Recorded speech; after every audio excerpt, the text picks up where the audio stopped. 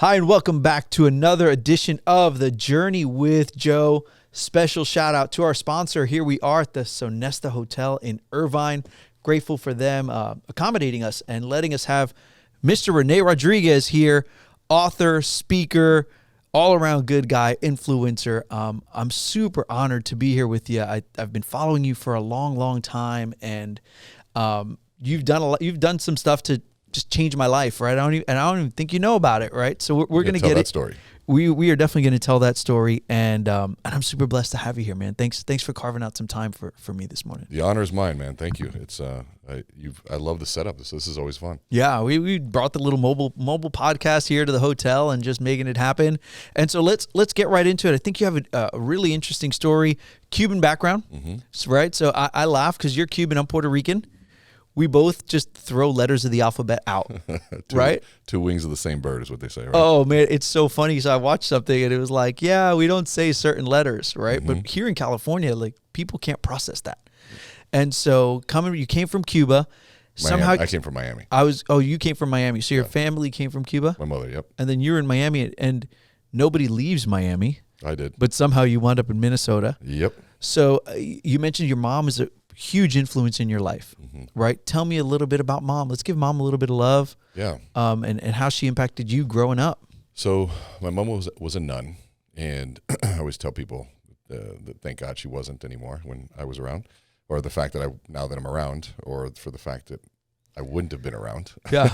And but yeah, she was a nun and lived in 5 countries all before the age of 25. Wow. Was in Cuba before and after the Cuban Revolution, was in Germany after the Holocaust, was in Panama during the Panama Canal crisis, was in the border of Haiti during the guerrilla warfare, and was in Las Vegas during the A-bomb testing. So it was like her whole life was around war, revolution, change, and so very different sort of view of the world.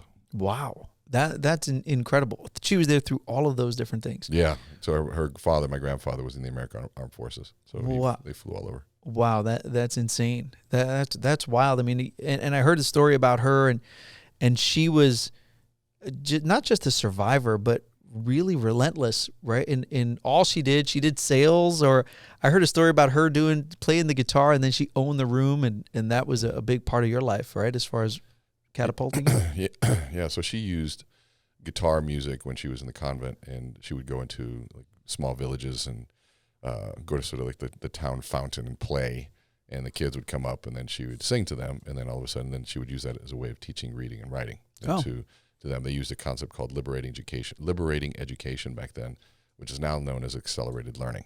And, okay. Yeah, and so then singing was kind of her magic tool, and she used that in migrant labor camps when she would try to raise the level of energy in a camp to kind of give them new information, knowing that in a camp like that, and just slave labor with no chains, it's a very bad living environment, and knowing that you had to raise the level of energy before you offered any solution, and music was sort of that cut through solution. Yeah.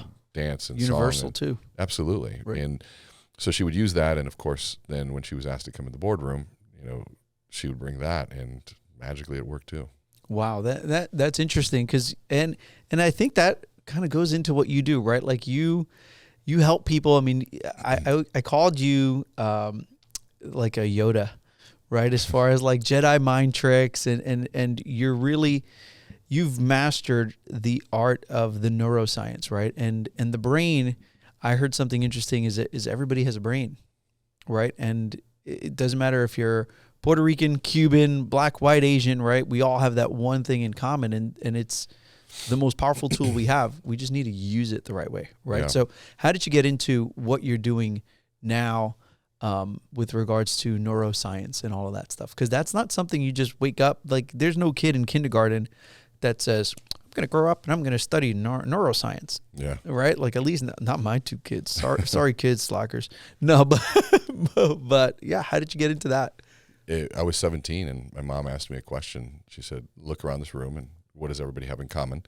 And I was trying to figure it out. I was looking at skin color and the obvious things, and their language, and then I couldn't get it figured out. She said, they all have a brain, and if you can understand how all of our brains work, life becomes easier. And So I took that, but then was more fascinated with the application of the science versus the actual research. And so there's two different types of people in this work. And there's the researcher that are needed, brilliant minds, maybe not as people friendly, maybe not as outgoing and not application driven, but more research and purist of the science driven. Yeah. I always was curious. I said, okay, so what does that mean to, I was selling cookware door to door at the time in college. So I was like, what does this mean to me closing another deal?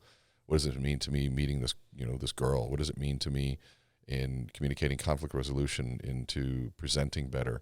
What does it mean to standing taller and appearing, more confident, because I was really insecure, all those things. And so I was always asking those questions. And of course, as I got older, I asked different questions. What does it mean to, in leadership? What does it mean to being a better communicator, public speaker, influence, you name it, just kind of grows on and on. Yeah. That's interesting because there's so many different aspects of it, right? As far as how the brain works and how people process their thoughts. Especially I think this year, what we've seen, in the industry as far as real estate and mortgage, it's been crazy. Lots of people down in the dumps. I'm like, survival of the fittest. This is great. So you started studying the brain, and then you had your own company. 9/11 happened. You got into the mortgage side a little bit. Yep. I heard a really good story about that. You learned about 2.5 on the back or something like that. 275 on the back. That was great. How long were you in the mortgage space? Because I think I saw you speak in 14 or 15, somewhere around there, at a NAREP event. Yeah. And you were talking about people's why. Do you remember that? Does that ring a bell at all? Yeah. I mean, we started talking about why back in 2000. I mean, my first presentation on people's why was 2003. Oh, really? Yeah. And so, I got it, the question, obviously having a mother, always asking, what's your bigger purpose in life? But then reading Gary Keller talk about the big why and understanding your why that drives it. Then, of course, in, late 2000s, probably 2009, Simon Sinek came out with Start With Why. Start With Why. And I sort of popularized it a little bit more.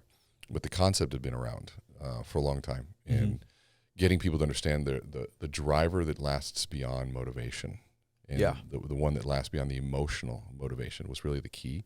And so there's a lot of different applications to it. But yeah, in the mortgage space, I think I got introduced to it in 2001 or 2. Yep. Cool. Yeah. So I remember that vividly, that day with the why. And I don't remember if I was called on or maybe I just did it in my own brain, right? But, why do you want to be successful? And it was my daughters. And why is that important to you? It's like, well, because I want them to have a better life than I did, right? And at the end of the whys, I discovered that my dad hasn't been in my life my whole life, right? And he was gone, and it really came down to I didn't want to be what my dad wasn't, right? Like that, my purpose in life was to be better than he was, right? To give my daughters that thing that I never had. And I had a lot of like resentment, and I had a lot of hurt. I felt like, man, he doesn't love me. He doesn't want me, right? Like, And I didn't realize how much it weighed me down. But literally like that day, Rene, it was gone. It was really weird.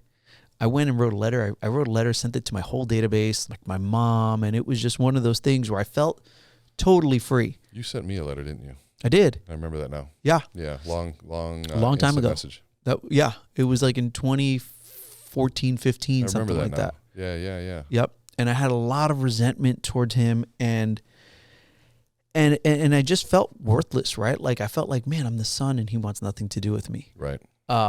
So I let it all go, which was amazing, right? Like 30 years of animosity. So I let that go. He passed away about 4 years ago. And I think I sent you another message. Yeah. I said, he passed away. I have no regrets. Good for you. And I said, I feel good. I feel like I'm the kid and he's the son, right? And so I think the message for people out there is to understand your why, right? Like it's easy to say, oh, my kids, right? Like that's what everybody's go-to is, right? Why do you want to be a successful, whatever, car salesman? Why do you want to be a successful, I don't know, own a construction company, right? But I think you have to understand what your real why is, right? Like what's that, what did you say that drives you, or, that's going to propel you and keep you going? Because it's not just family. Well, what happens when we just go with, my kids, and there's no story behind it, we go into denial real quick, and it wears off. And so it's not that the kids aren't a driving factor. It's like saying, the fear of death is going to be something that stops you from eating poorly. It doesn't work. And so the consequence is too far removed from the action. And when that proximity of consequence is far, we don't associate those two together. But if you bridge the gap, and so finding a connection to something that is much more immediate, and even from the past, but an immediate emotion, an immediate experience, it's what ends up becoming much more real in the outcome. Like somebody that smokes, you ask them, it's going to kill you. They go, yep. Does it stop you? Nah. Nope. And I go, okay, well, what if I were to lace the next one with cyanide? You smoke it? They go, no. It's still killing you. Why don't we just fast forward the process? Yeah. They go, yeah. So now proximity of consequence has been changed. And so now all of a sudden we can do that a lot easier. Yeah. No, for sure. And I think people don't give that much thought, right? Like, I think with anything in life, you have to work at it, right? You have to work at it. You have to get better at it. You have to be aware. And so I'm grateful to you to help me become more aware. And I hope that other people listening to this become aware of, understanding that why. Well, I think what you did is even more than why, though. Because if I go back, let's play this out a little bit. And I think some of you did it even more profound than why. You changed the narrative of your life. You changed your story. And the events of our story we can't change. But we can assign a new story and a narrative and a meaning to it. And the narrative that you had was the one, and I mean this respectfully because I had it too, I don't know my father, was that of victim son. And I am the victim. My father should have done this, should have done that, should have, and didn't. And we had this expectation of something that we were never going to get. We weren't going to get the apology. We weren't going to get the time made up. And as much as we want it, we'll spend 30 years, our whole life wanting it. It's not coming. And so you have to, and that's part of the journey, I think, of men in that sense, and even women, of when we can reach the forgiveness of saying, you know what, the reality is our parents do the best that they can with the knowledge and experience and tools they have available to them.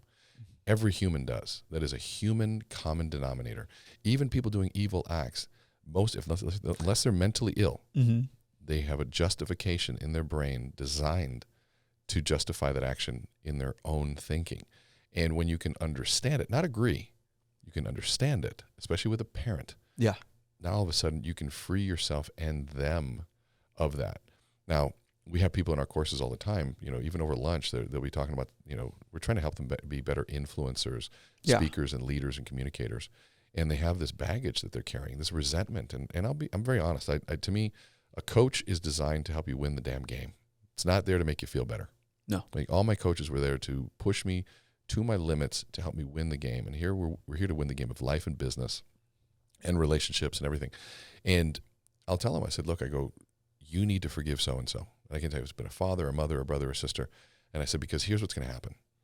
Either you're going to forgive them now and live a life freer of that, and possibly with the openness of a new beginning with them, or you're going to forgive them on a deathbed. And that is what you don't want. Or even worse, they pass before you get that chance, and then you're stuck with it. Yep. And I said, so what are you waiting for? Because it doesn't serve you. It doesn't serve you at all, and it doesn't serve them. And the hard part is I've these stories where people have said, I waited 25 years, and my mom was finally on her deathbed, and I thought she'd get it, and she was oblivious that I was punishing her. She didn't even know it. Wow. And I realized at that moment, I wasn't punishing her. I was just punishing myself. And it's like at that point, the beauty in forgiveness, more importantly, in grace, which is the unmerited favor of God or the unmerited forgiveness, unmerited love of one another, undeserving love, undeserving forgiveness, I think is the most beautiful thing that a human can do. And if you can offer grace, by definition, when it's undeserved, that is the most healing thing. And I think it makes the person who offers it stronger, more confident in who they are, and they release themselves from that baggage they just don't need to be carrying. Yep. So many people hold on to it. I mean, you hit the nail on the head, right? Because I had that, I was waiting for that moment, right? And so like you hit the nail right on the head, because I thought there'd be this great moment and it would be like, yay, and it never happened. Nope. You know, and it was like, and that was part of why I had felt the way I did. And so like, even as he passed, you know, there was no regret on my end. Yeah. I didn't have that go to his deathbed and I'm missing this in my life. It was like, cool. So you're right, man. It was definitely a high level of freedom. Yeah. Right. Because I didn't have that baggage. And I tell my family that, I tell people that, I'm like, life's too short to live that way. But you also gave your dad a gift. Mm-hmm. I think the biggest gift that we give our parents is the gift of saying, I'm okay, and I know you did your best. Yeah. And it allows them to truly rest. I mean, you know, you're not resting until they're okay.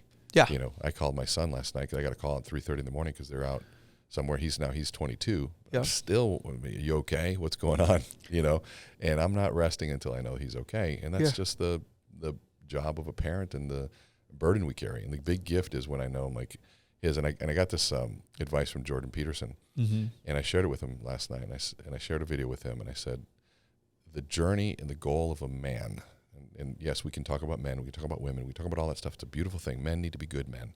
Yeah. And I said, the good journey, I told her, I said, Alex, I want you to be the strongest person at my funeral.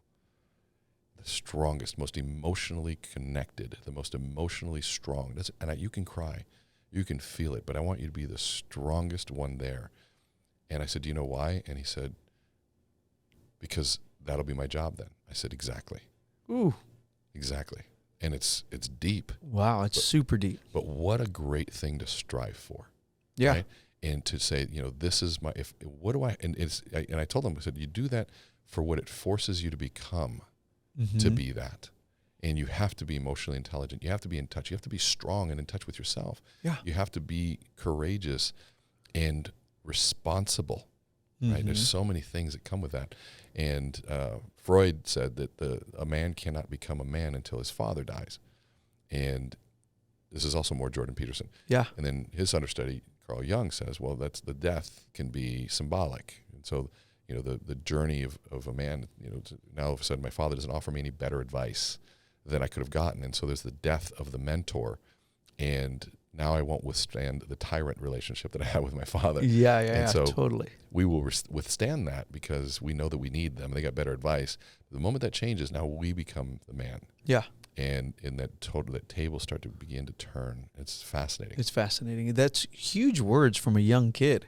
Yeah. 22. I was not that deep at 22. I was telling him that. Oh, you told him that? Yeah. I thought he told you that. No. Wait. You told him that he's got to be the strongest one at the funeral, and then he responded. Yes, that's because it's his job. Yeah, it's his job. That's a great. I mean, yeah, you know that's very mature for a 22-year-old. He's a great kid. Very, very, very mature. Kudos to him for having that presence. Yeah. Right. He's been through enough shit over the last 3 years. That's for sure. He's learning something. He's learning along the way. Yeah. Man, that's cool. So is he in Minnesota too? He is, yeah. Cool. So amplify your influence. Talk to me about this that we're doing and what you've been working on, because you have a couple of different things that you do. You have a virtual, you have an in-person. I know we've got a big event tonight. So talk to me about that and how that works. Well, Amplify Your Influence is the book. Yep. That's the book we wrote and came out in April. And we were fortunate enough to get number 2 Wall Street Journal, USA Today, and Publishers Weekly. In fact, named top 20 books in 2022. Did you ever see that? No. Never. No. Right? Like, because I've heard your story and you've been doing this for 30 years. Yep. Even though you only look like you're 35. God bless you. You really look like 47. 47. God bless. I mean, you've been doing this a long, long time. Yeah. Right? And so we talk about the journey a lot and getting there, and there's lots of defeat along the way, right? There's lots of, not defeat, I hate that word, obstacles. There's defeat. You know? Massive defeat. Really? Massive suffering. Yeah. Massive failure. Fear, uncertainty, self-doubt, all of it. And Yep. it's freaking awesome. It's awesome because it's part of the equation, and too many people run from it. Yes. They run from the suffering, they run from the hard work, and it's not just hard work, but they run from failure. They run from the things that, you know, it's like you do anything, you're going to be awkward at first. Awkwardness is a requirement for growth. Yep. period. There's like no getting away from it. Like you have to get it. Failure, suffering. And I tell my kids, like, I go, if you're not suffering, you're not getting better. And I go, but you got to reframe suffering. Mm-hmm. Suffering makes you more more conscious about other people. It makes you more empathetic. Suffering makes you just a better human, because when you rise from it, you have a contrast of what suffering and the goodness. Now you can enjoy the wins and the feeling of happiness, which is fleeting, by the way. Yeah. It's a conversation all the time, and I've said this for years. I don't believe in work-life balance, and I don't believe in the pursuit of happiness. And the reason balance is, I think, is, do you swear on your podcast? Yeah. Okay, balance is bullshit. Okay. And the reason is, think about it. Have you ever done something big, like accomplished a big goal? Yeah. Was it balanced in your approach? No. No. You're all in. You're all in. You're all in. And 100% of the people that ask that question, they go, yeah. I go, so now I might offer a different word, because balance assumes I got to take from something to give to another, but might it be a pursuit in harmony? Okay. I play this tune, you play that tune. I might have to play more of this, but you got to play that. And together there's a sense of balance there. But it comes together in a harmonious way, or an integrated way. And I've had conversations with scholars and thinkers and philosophers and business people, and the true thinkers don't ever talk about balance, and it's just not the goal. No. But harmony and integration are. Now, the pursuit of happiness. Yeah. This is age old. Happiness is fleeting. It comes and it goes. It's sometimes bestowed on us, but oftentimes we feel it and it's gone. I think about goals that I've had for 20, 30 years, and I achieve them. I'm like, yeah. What's next? What's next? Yeah. Yeah. And there's a whole dopamine lesson behind that. There's a science that kind of gives credence to all that. Really, yeah. We tend to just keep going, right? And I feel like a lot of business owners and entrepreneurs, there's people who embrace the suck, right? And just say, all right, this is part of the growth. Yeah. And then there's other people who just want safety. Mm-hmm. And I think you need both, right? Like, you need both in life. It's just some people choose to be one or the other. And so I think as you're going through that journey yourself, what was the low? Like, what was the bottom for you where you were like, I don't know, like, I got to figure out my life. Like, am I really going to do this or am I going to do that? Like, for me, I can pinpoint the day that I had to ask my family for help because the market had crashed. And I was like, I've failed. Yeah. Right. But like for you, what was that bottom? And then how did that propel you? Oh, I had so many. Yeah. It's this business. Like somebody the other day, last month, said, "Hey, thanks for coming today." I was speaking. And I said, "Thank me?" I said, "Dude, thank you." I go, "Do you know how silly I look on that stage with nobody in the audience?" And I said, "And trust me, most of my career was to a very small audience." Yeah. And so it's when you're used to not getting much out of things, but you do it because you love it and you feel a sense of purpose behind it. Mm-hmm. When it grows, it just feels right. Yeah. And nice. But it doesn't change who you are. No. It to me, it feels like all of that was sort of training. And to me, bottom, man, that's a label, I guess. I've had really bad places, where one time years ago that I didn't pay attention to taxes, and they came and took my taxes, and they took my kids' accounts too. I had to face my kids and say, "Hey, Dad didn't do his job," right? Yeah. And great lesson. And that's a humiliating, shameful place to be. Going through the 9/11 completely killed our business, and and you look at the pandemic, we lost 100 events. We had 0 events from having 100 on the books to 0. Wow. And no revenue, no nothing, and going, okay, let's do this again. And thinking, but you've been through it so much, at that point, like for me, here's what I know. Yeah. During times like that, I know that everybody else is going to stop playing. They're going to stop running, and they're going to start complaining. They're going to start being scared and hibernating. And to me, I go, sweet, because we're still in the race. And if you're not running, I'm going to run as fast as I can. Yeah. Like right now, I'm running as fast as I can because so many people aren't. Yeah. And one of my first motivational speaker I ever heard, I was 16 years old. And this guy gave me this VHS tape. Yeah, solid. Right? I was working out, and he goes, "I'm a motivational speaker." I had no idea what that meant. And I put it in, and I listened to it. It was like really horrible footage. And he said 4 things. He said, run when everyone else is walking. Okay. Practice when no one else is. Sleep when everyone else is partying. And stay away from drugs and alcohol.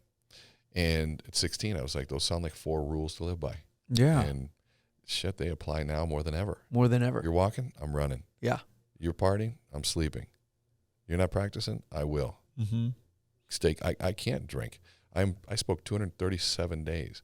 And if it takes me 2 to 3 days to recover from alcohol, there is no 1 or 2 days that I'm not speaking. It's happening nonstop. And Every day.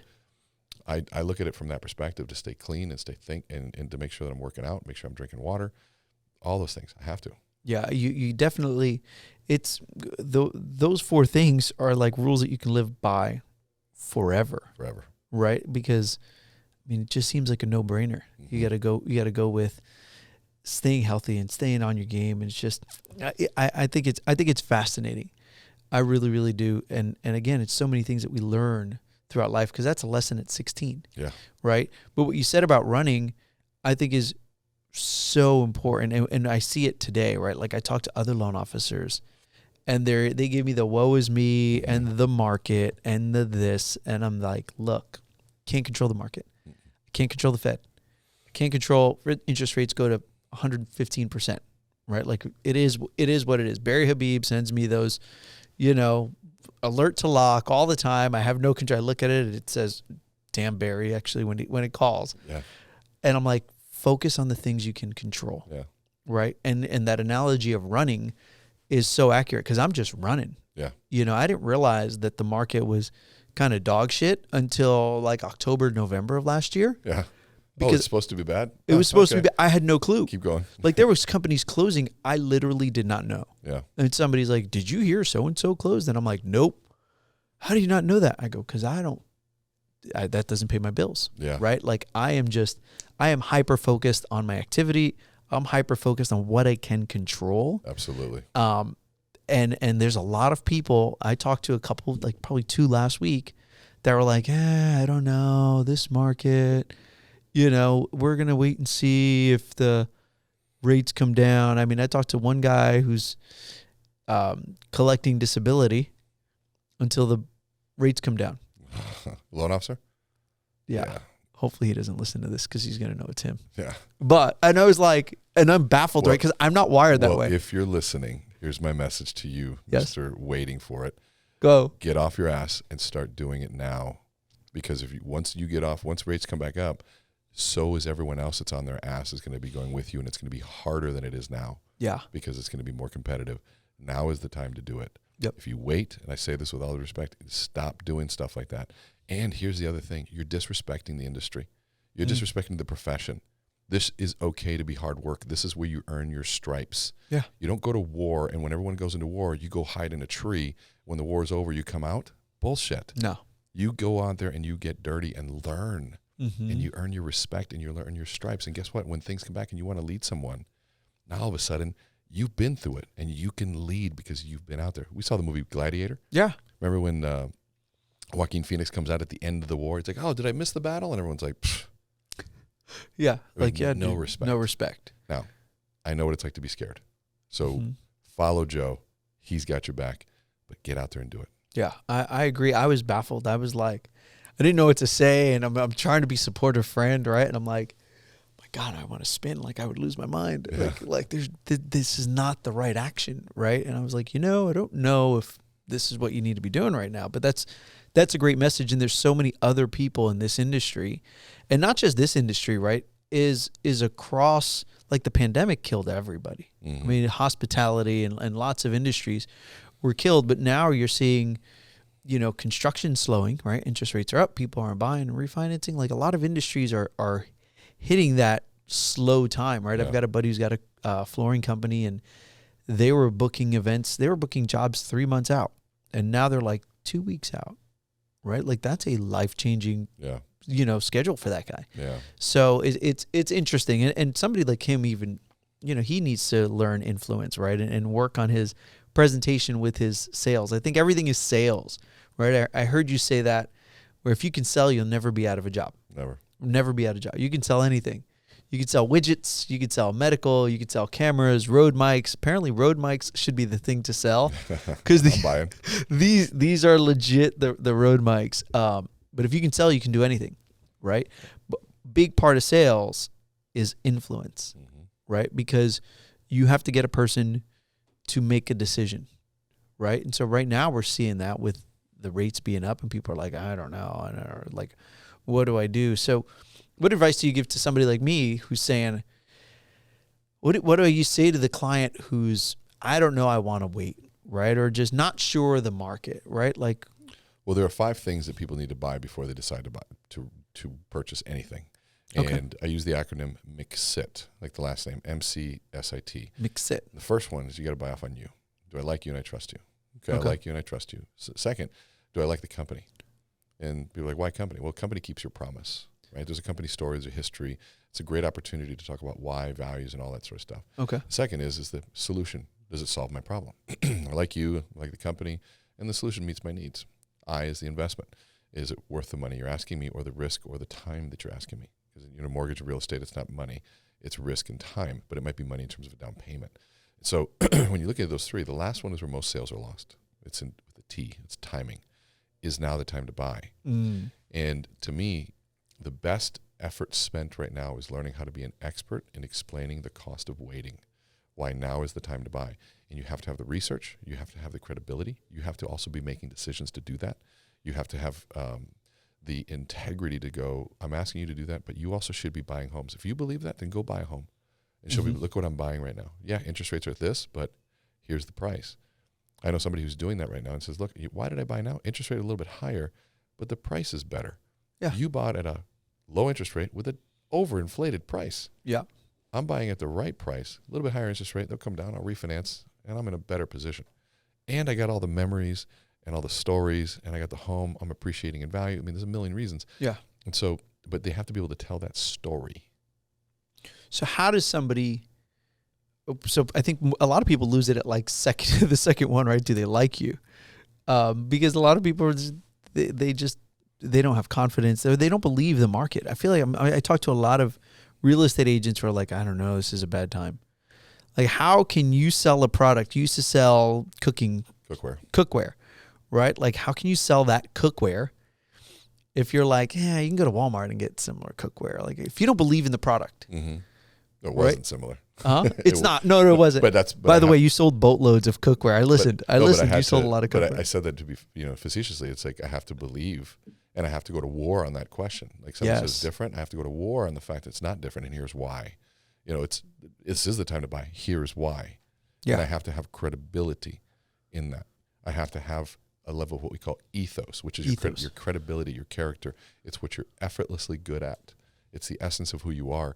And if you can develop that and be the one that can write the article, can do videos, can be articulate, it comes out in your body language, in your confidence and your tone of voice, so that when people hear it, they go, okay, hold on a second, this is compelling. Yes. I like that. You have to go to war, right? You have to believe, and you have to be able to explain and educate. I think a big part of this market right now is education. Yeah. But you have to be able to explain and educate with conviction. To drive action. Yeah. Right? Because otherwise it's, I'm not sure. Yeah. Right?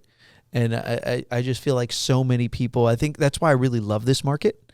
I'm one of those crazy guys, right? Call it the Puerto Rican from New York, right? Where I'm like, this is great. This is survival of the fittest, right? Where the cream's going to rise to the top. We're going to blow out a bunch of you lazy asses. It's going to be amazing. Because it's true. It's not your first rodeo. No, it's not my first rodeo. And I thrive in this, right? Like, this is the stuff where I wake up and I'm like, this is going to be great.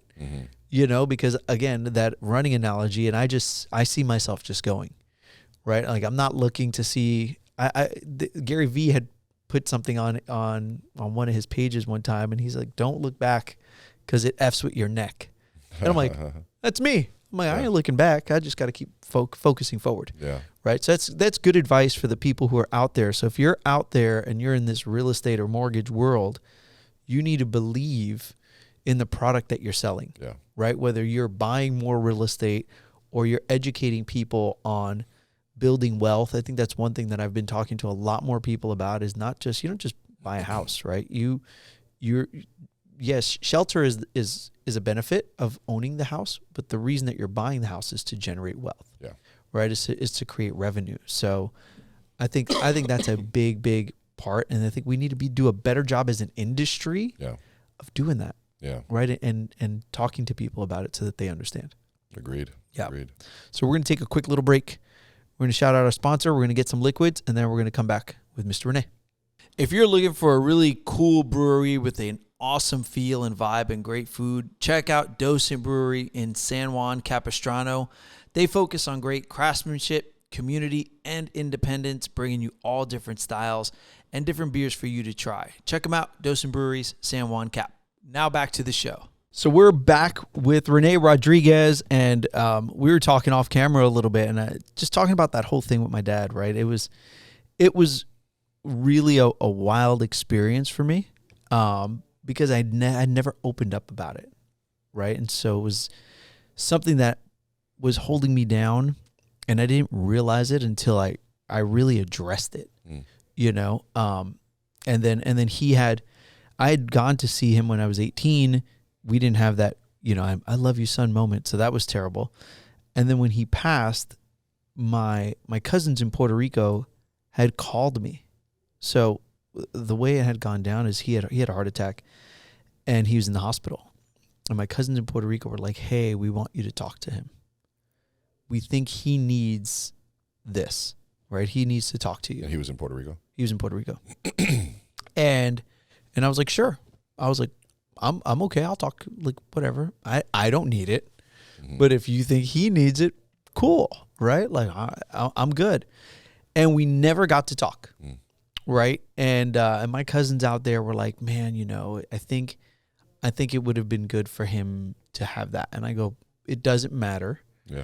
Because I don't have any animosity. And you can't change that. And I can't change it. Nope. Right? And so it was what it was. But I felt at peace. Yeah. You know, and I try to tell my family, I've got a big, stubborn Puerto Rican family from Brooklyn. I love you all. But they do that thing where they just argue with each other about stupid shit all the time. Right? And do you have a big family or small family? I'm an only child, but I've got many cousins and stuff. Okay. So I'm an only child too. But yeah, same thing, big family and just lots of drama within that stuff. I try to get them to let it all go. They don't. They think I'm crazy. It's all the Spanish novelas. Yes, it definitely is. Definitely is. So you're here for an event. You just had an event, right? Was it last weekend? And what was that? Or this past weekend? Yeah. Yeah, Amplify. And what was that? It's our 2.5 day boot camp that the book was actually based on. And where we take 10 to 12 people at a time for, now it's going to be a day and a half. It used to be 2.5 days, but now it's a day and a half. We've got it more efficient, more business friendly. Oh, nice.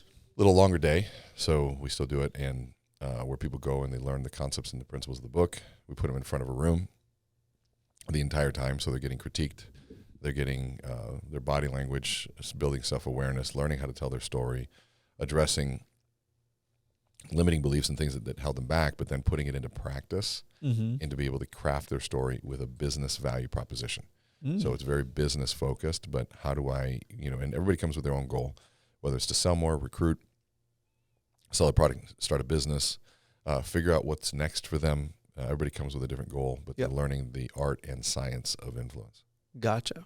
And that starts with the way you stand, the way you dress. Like, talk to me about influence a little bit. Like, what goes into that for the average salesperson out there? Like, you know, it's how you carry yourself. I mean, so to me, if I think about influence, the way I would define that would be how my actions can affect others. That pretty accurate? Yeah. Oh, what's the ability? It's ability to have an effect on an outcome. Ability to have an effect on an outcome. Yeah. And so when we talk about body language, the reason is light travels faster than sound. Okay. And so we see you before I hear you. And between the first 3 to 7 seconds, I'm making an impression. And if within the first 5, my body can respond to danger or to threat before I'm even consciously aware of it. And so I'm looking at everything that I visually see, sizing you up unconsciously before I'm even consciously aware of it. And so how we stand and how we talk is screaming signals and meta signals to us around confidence and trustworthiness, if they're engaged or disengaged. There's all these things that are coming. And when we're conscious of them and we practice them, we can be more deliberate in them, right? And of course, in the beginning, people are like, well, it feels robotic. Well, yeah, so is your golf swing at first, right? And, but there are certain things that are also very authentic. And a lot of good body language is studying the authentic moment when our body is in congruence with what we're saying and what we're doing physically is really perfectly aligned. But oftentimes what we say and what we do, our words and our body language, are in opposing directions. And maybe even our tone might be in an opposing direction. Like somebody says, yeah, I'm really excited to be here. Versus somebody, I'm really excited to be here. Yeah. And you can hear the tonal changes there. And those are the things that convey meaning and convey trust. And so we do a lot of work on the congruency of body language. And we teach it, but then we go in internally, because body is an expression of the mind. Yeah. If I can look at your body, I can tell what's happening in your mind. So let's go and let's talk about, what are you thinking? What are your memories? What's your frame around this? How are you justifying this? And what's the source of this belief? And if we can address that and make a shift at that level, everything follows in suit. Yeah.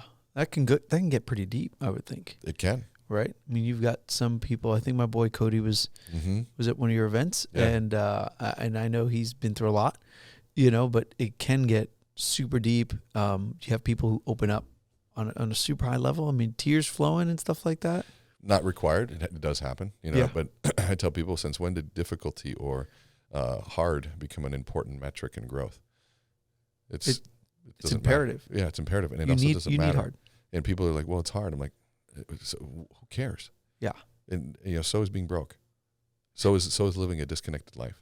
So is not having relationships. So is not having influence. That's harder. Mm. And so the things I'm asking you to do are hard. Yeah. But so worth it. So worth it. And I think it's like that in any aspect of life if you want success.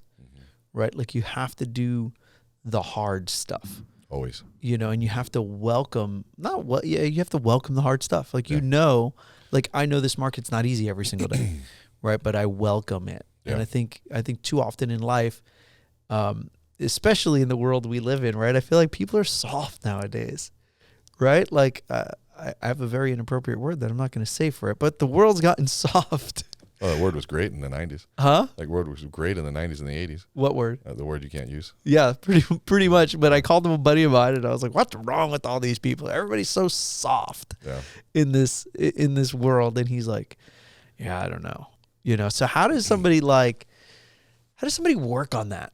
Right? How does somebody work on their influence? Like if you're not going to one of your events, right? Or you read the book, how could you start applying some of that stuff? First step is self-awareness. Okay. And don't take that lightly. I mean, if you're listening to this and if you think you're self-aware, then I'm probably more concerned about you. Anybody who says, hey, I'm really self-aware, has already shut off to the possibility that maybe there's more to learn. What do you mean by self-awareness? To know how are you impacting people? Okay. Are you self-aware that right now you might have a scowl? Do you have a resting bitch face? Do you walk in a way that scares people? Are you self-aware that maybe when you get nervous, you act a certain way? When you are under stress, you lash out. Are you aware of how you are under stress? Are you aware of that your size may matter, meaning that you are big and standing and towering over people? Are you self-aware to realize that maybe this moment is the wrong one to tell a joke? Are you tone deaf? And so all of those things, self-awareness is knowing your limitations as well as your strengths. Okay. And when you don't know your limitations, imagine a leader that didn't have self-awareness. They're so disconnected from people. And a disconnected leader has no influence, and a leader that has no influence is by definition not leading. Mm-hmm. And you need, and I think leadership. I think some people might be listening to this and think, well, I'm not in a leadership position. I don't own a company. I'm a school teacher, right? Or I don't know, I work at a factory. I drive an Amazon truck, right? Like, I think leadership is everywhere. Well, leadership to me is defined by, do you have influence over someone? Period. Do you influence somebody?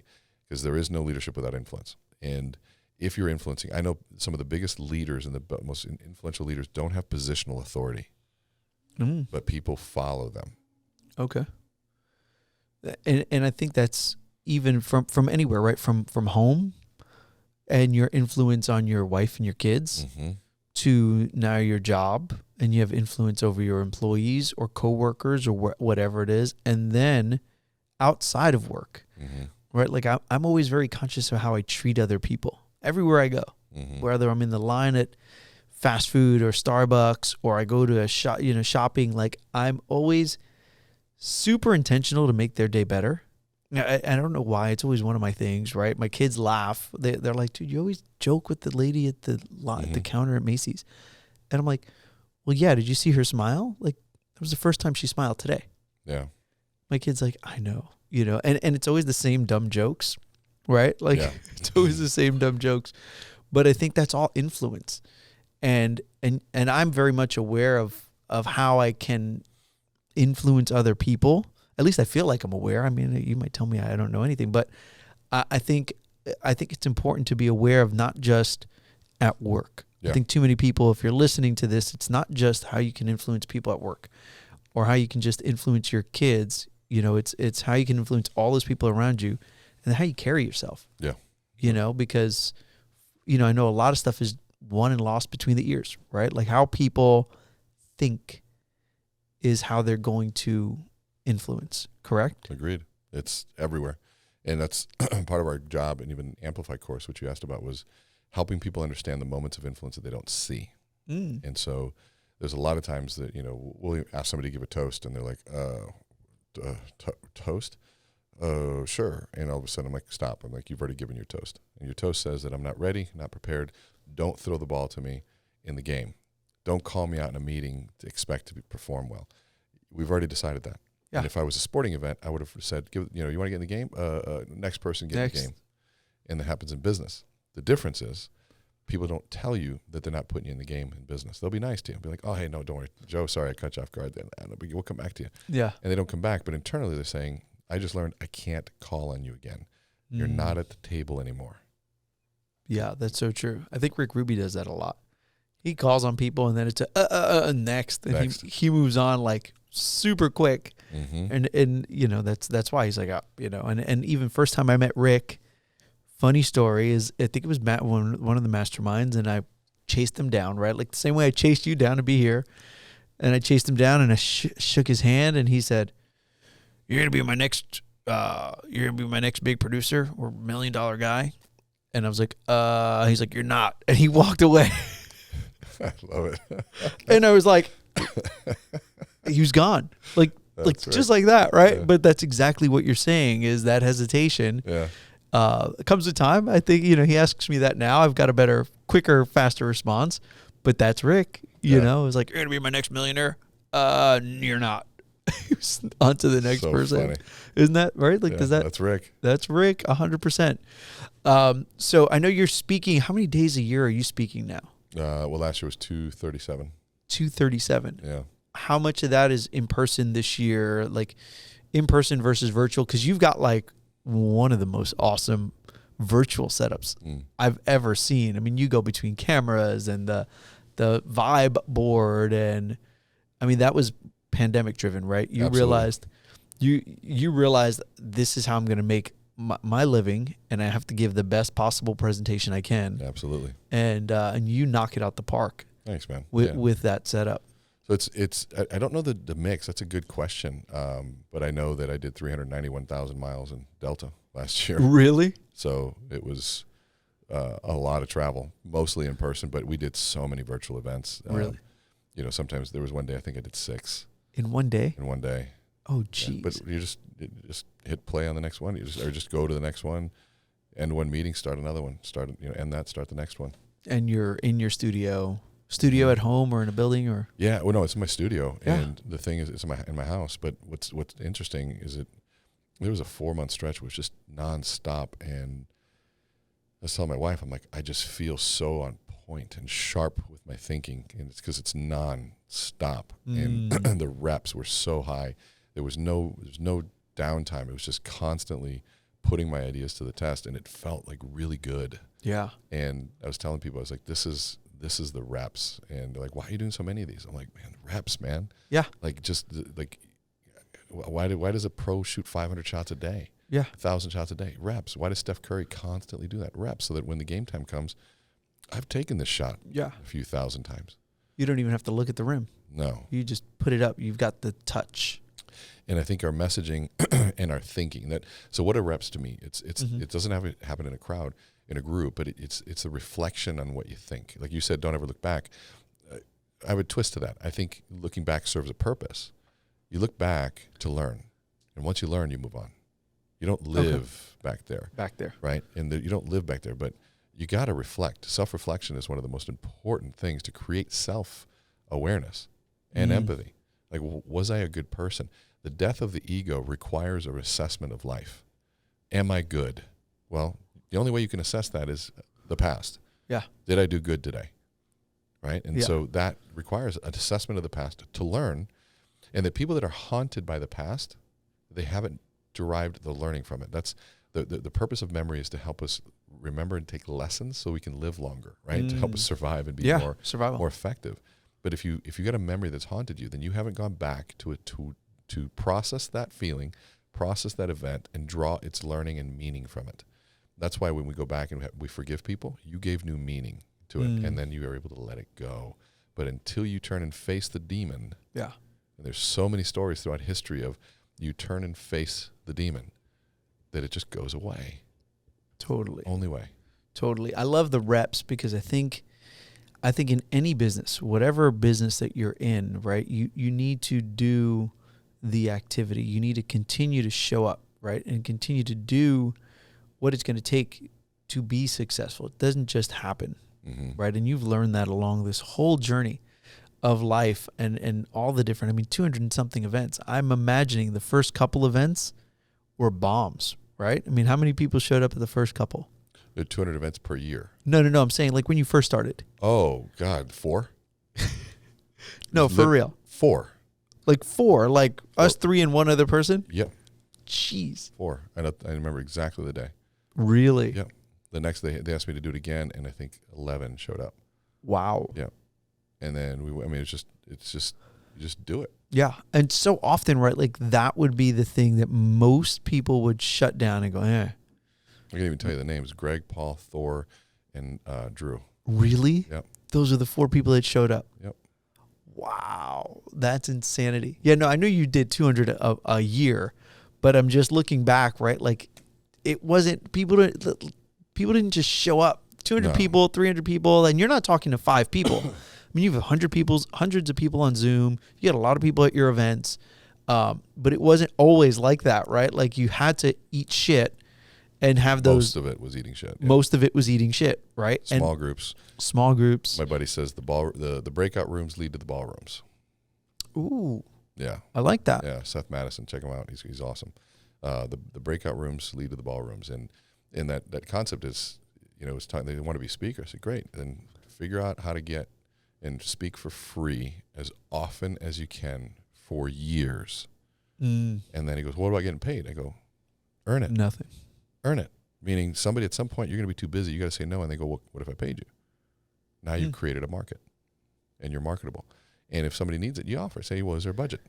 No. I said, well, all right. Well, I still would like to speak. Speak anytime you can. Yeah, anytime. That's interesting, because it's the reps. It's doing all that work. It's winning in the dark, right? It's eating all the shit and doing all the stuff when nobody's paying attention. Well, it's like I did 60 podcast guest episodes last year. Wow. And they're like, why did you do so many? Reps. Yeah. It forces me to get clear. And this is also why I had an opinion on what we should or shouldn't talk about. It's because there's so many out there that have the same thing. And so I try to steer people away from the repetitive. Yeah. And which is great. We're doing that here. But it's, you do that many and you get really clear on a message. And I look at podcasting and smaller groups as a kind of open mic night, as a comedian would. Totally. And they look at open mic night. I'm going to test new material. I'm going to see if it bombs or if it kills. Yeah. And if I kill it tonight, I'm like, and if I kill it 16 times in a row, 20 times in a row, I'm like, okay, this is proven. Bigger group, try it, and it just keeps working. Okay, this is good. But when I bring something to a bigger stage, I have tested that theory, that concept, that idea for at least 2 years. Really? Before you go and say it in front of a big group? Yeah, if they're paying that much money, it better be tested. It better not bomb. Yeah, that just doesn't. You just don't do that. Yeah, well, comedians do the same thing. Yep. Right? Comedians will go and show up at these small clubs and do all their material, whatever bombs. They're like, all right, we're not doing that joke anymore, right? And I think I watched Chris Rock the other night, and I just saw little bits and clips, right? But he hit like... That was a year in the making. That was a year in the making, right? He didn't just show up on Netflix and go, okay, here we go, boys and girls. I was listening to Joe Rogan explain, and I did the math for myself. They said, okay, how long does it take to create 10 minutes of content? Okay. And it takes 1 month. 10 good minutes. And so a 60-minute talk is 6 months worth of work. Wow. And you go, okay, because we were like, well, I got give it a little bit of time, a couple of weeks. I'm like, okay, so, I mean, you'll do it. Yeah. You just won't kill it. Yes. And it just takes time. And then let's say you spend 6 months to create an hour, and that hour you bombed. Okay.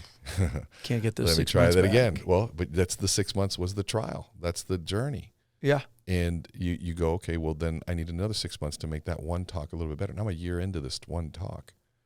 And how many times can I deliver it? And then I finally hit it. Now some of the talk might be outdated, so I got to change it a little bit, but I got to go test it and try it. And now so years go by fast in this business. Yep. Because it just takes so long to really hone in on an idea. But guess what? So does everything. How long did it take you to be a good loan officer? Years. I mean, you didn't understand a 1003 or a credit report right away? Nope. I say I did it wrong for like 7 years. There you go. Like legitimately wrong, you know? There you go. But did you learn something in those 7?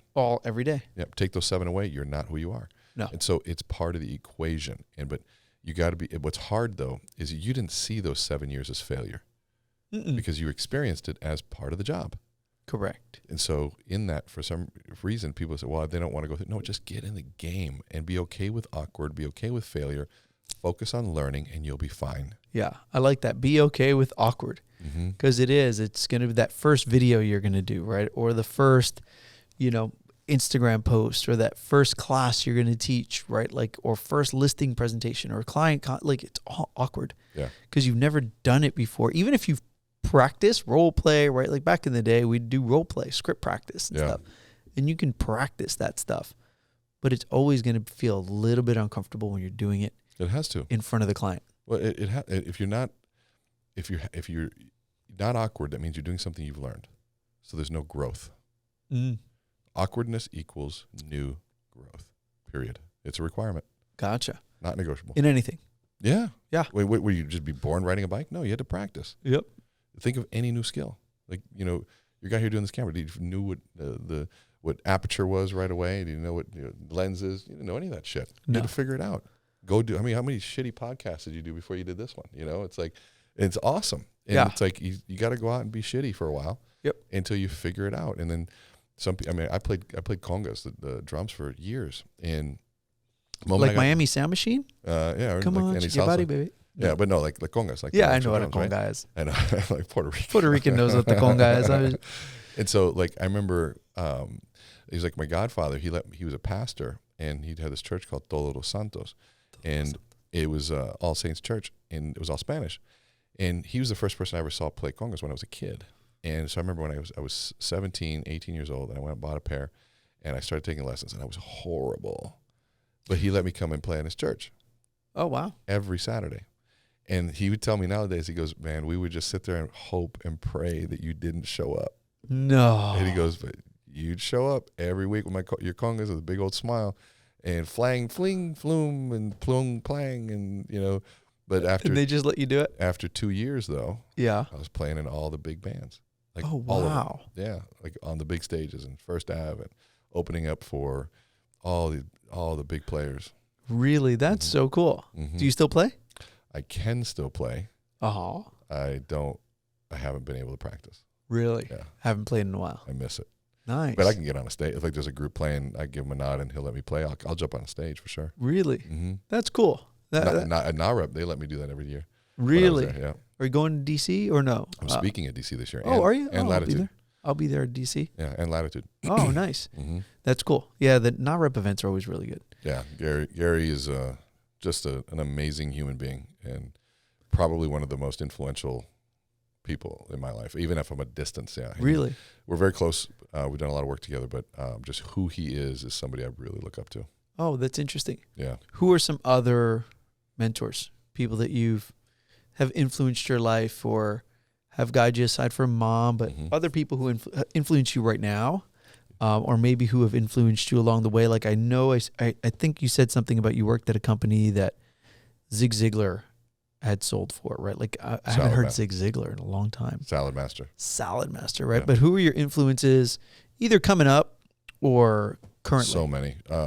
For the last 25 years, my mentor, Elizabeth Hall, she is just the most brilliant combination of all the things that I need as a leader. And okay.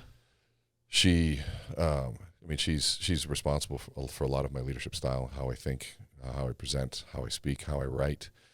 She's held me accountable to things I didn't want to be held accountable for. She's, I don't hire somebody without running it through her. Wow. And, she understands my work better than anybody. Nice. Yeah, she's amazing. She used to be a 45-year business executive, used to be Liz Claiborne and Aetna U.S. Healthcare and AT&T and Cricket. Oh, wow. Yeah, she's a badass. Nice. Who else?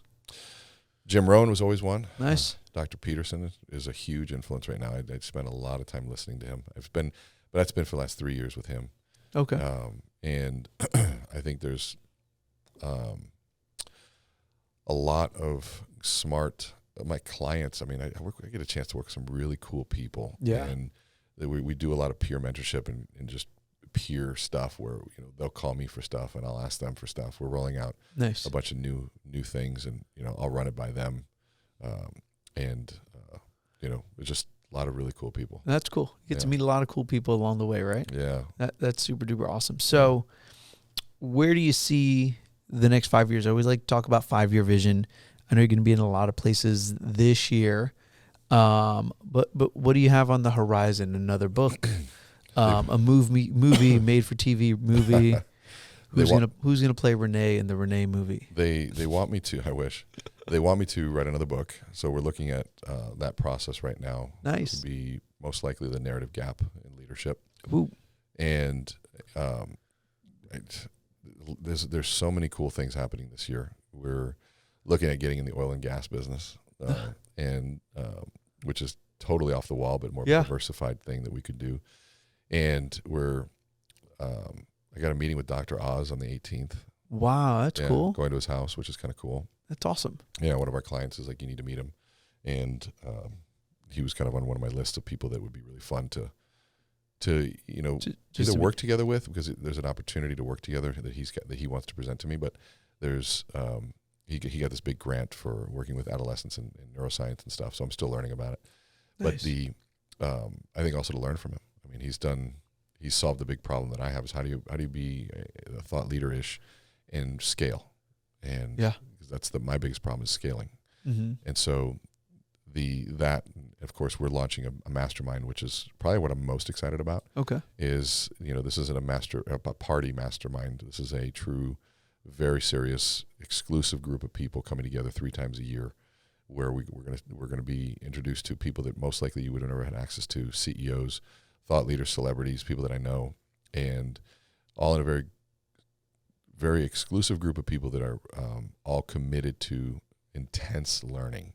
Oh, wow. And going through this process together. So we launched that in about, I've already got people signed up, but we were officially launching it in about a week. Nice. That's cool. That's really cool. You'd be a great fit. You'd be a great fit. Let me know when that happens. I would love it. I'm always, my thing is, growing up, I didn't have any mentors, right? I was the only child. Nobody talked about money, right? Credit, none of that stuff. And so I didn't know what I didn't know until I met the core. And then all of a sudden I realized I'm just going to chase people down. Yeah.